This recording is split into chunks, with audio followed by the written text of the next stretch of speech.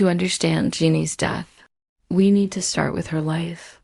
In the early 1970s, Jeannie and her husband, Elmer, better known as Al Mills, were just another progressive couple in Northern California. They had 3 children, Eddie, Linda, and young Daphene. Jeannie worked in media. Al was a veteran. They believed in social justice, racial equality, communal living. So when they met Jim Jones and his People's Temple, it felt like a perfect fit. The temple promised utopia. A church without racism, a society of shared wealth and spiritual healing. But what they didn't realize at first was that behind the glowing sermons and racial harmony was control, abuse, fear. Jones had strict rules. Families were separated. Children were raised communally. Members were punished for small infractions. Beatings, public humiliations, coerced confessions. And Jeannie, she saw it all. After 5 years, the Mills family reached a breaking point. Jeannie and Al quietly planned their escape, but they knew leaving wasn't easy.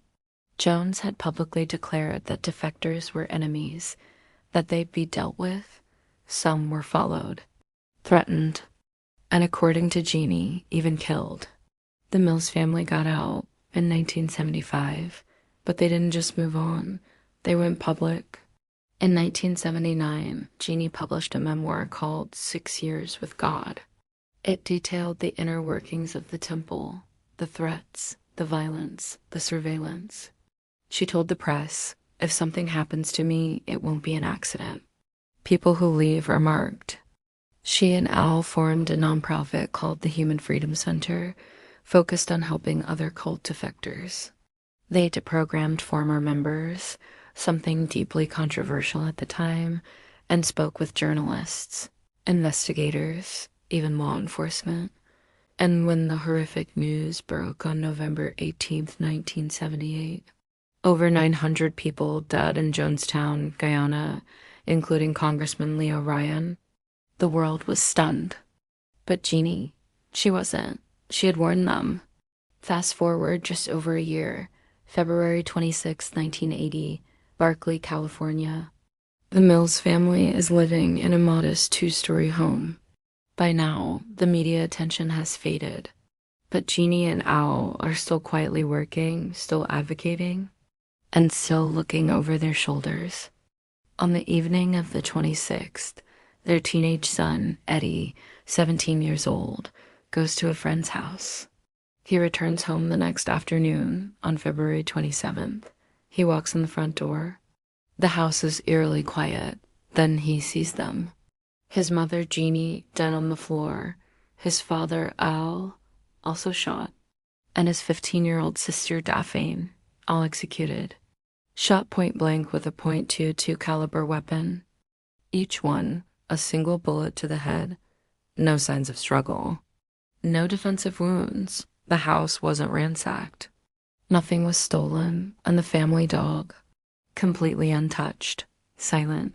When police arrive, they quickly realize this wasn't random. This was a targeted hit, no forced entry, no fingerprints, and no murder weapon.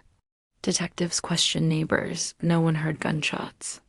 One neighbor recalls hearing a car drive off around 2 a.m. That's it.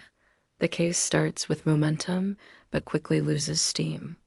One theory, that Jeannie's public criticism of the People's Temple and her involvement in helping defectors made her a target. Though Jim Jones was dead, the temple had hundreds of followers still loyal, still organized.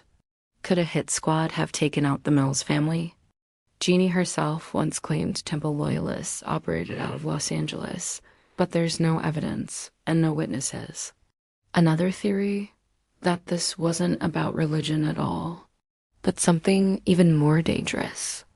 Jeannie and Al had collected classified documents related to Jonestown, some of which were believed to expose deeper political ties, possibly intelligence agencies. After the murders, those documents vanished. Years later, it came out that the FBI had visited the Mills shortly before their deaths and asked for those materials. Had they seen something they weren't supposed to? Were they silenced? We don't know. There was only one survivor that night, Eddie Mills, 17 years old. He told police he was at a friend's house, but investigators noted something strange. The family dog didn't bark. Could it be someone familiar? There were no signs of forced entry. No neighbors saw anyone entering or leaving the home. And the murder weapon was a .22 caliber, a common gun, but untraceable in this case. Eddie took 2 polygraph tests. He failed the first one. The second was inconclusive. No charges were ever filed. But even decades later, some officers still quietly suspect him. Was it a coincidence or something darker? Perhaps the most haunting chapter in this story came in 1981, over a year after the murders.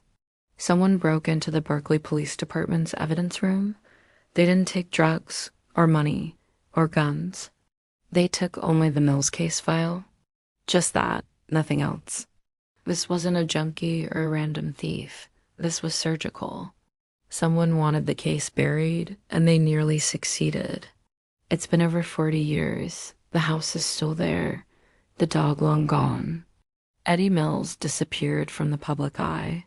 And Jeannie Mills is now a footnote in the long shadow of Jonestown. But let's be clear. She was one of the first to speak out.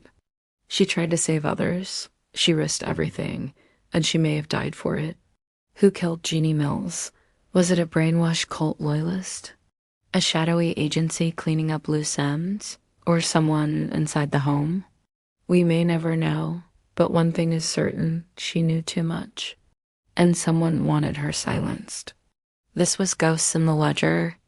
If you have information about this case, contact the Berkeley Police Department. You can remain anonymous. Follow us for more forgotten cases and share this episode if it moved you, because even ghosts deserve justice. I am Miss Redacted, and I'll see you next time. Until then, keep turning the pages.